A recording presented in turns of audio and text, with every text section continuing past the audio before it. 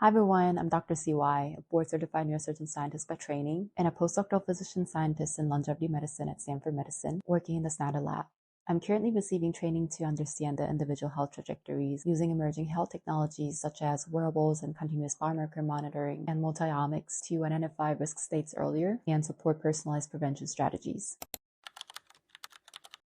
I've actually been working on longer, more polished videos for months with my team. Some of you have even asked when they would finally be uploaded. And honestly, this is a little embarrassing to admit. I tend to wait until things feel perfect before putting them out. That perfectionism can be very useful in medicine, but not always so helpful when you're trying to connect with people. So instead of waiting any longer, I wanted to make this simple video to introduce myself and to reach you without any sense of distance or barrier. Throughout my life, I've always tried to give my best. In high school, I worked hard so I would have options when applying to college. In medical school, I pursued both an MD and a PhD to prepare myself for different paths in medicine and science. During residency, I often slept fewer than 5 hours a night, worked days, nights, and weekends, and devoted much of my remaining time to supporting wet lab research and clinical trials, an effort that was later recognized with the Best Resident Award from the Medical Association.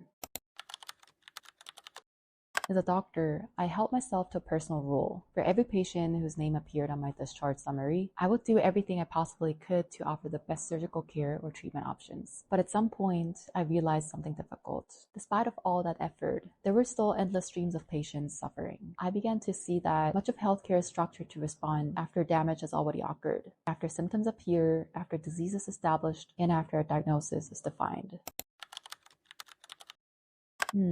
It started to feel like running on a treadmill, not because the work wasn't intense enough, but because the system itself is largely designed to react rather than prevent. And many colleagues felt the same. Some burned out. Others simply didn't have the capacity to step back because they were caring for children, families, and aging parents. Medicine became, for many, a job to sustain life, not always a space to change its deeper trajectory. What I came to believe is this. Most chronic disease processes begin silently, long before they ever become a diagnosis. And once significant damage has occurred, we often cannot fully reverse it. We can treat symptoms, manage consequences, and sometimes extend life or improve quality of life. But too often, we're not addressing the root causes early enough. This realization is what led me to longevity and preventive medicine.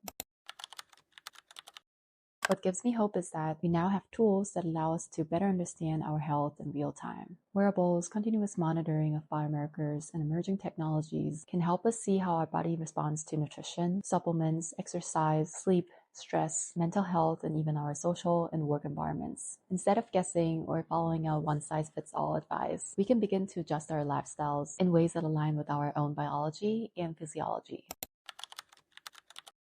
And while it may sound ambitious, we're moving toward a future where personalized digital models, sometimes called digital twins, could help us simulate how our bodies might respond to medications, diets, or other interventions before we try them ourselves. We're not fully there yet, but the direction is real, and meaningful progress is already underway. So on this channel, I'll share recent advancements in longevity science, technology, and AI, thoughtful, evidence-based reviews of clinical trials and literature, and practical insights, carefully filtered to reduce noise and hype. I'll be learning alongside you and sharing what truly matters. On a personal level, I want to practice longevity medicine daily with my husband. I want to support my parents and parents-in-law as they age in healthier ways. And as I grow older myself, I want to be mindful of how I care for my body so that I can one day be a healthy mother and hopefully a healthy grandmother. Most of all, I want us, this next year community, to thrive together and maximize not just lifespan, but health span. Thank you so much for being here. If you're interested in receiving daily longevity-focused insights, you're welcome to check out our Substack at Your Next RPCP. Please feel free to leave comments below or reach out with questions or topics you'd like me to cover. And if you have personal experiences or stories you'd like to share, I'd love to hear those as well. I'm really glad you're here, and I'll see you next time.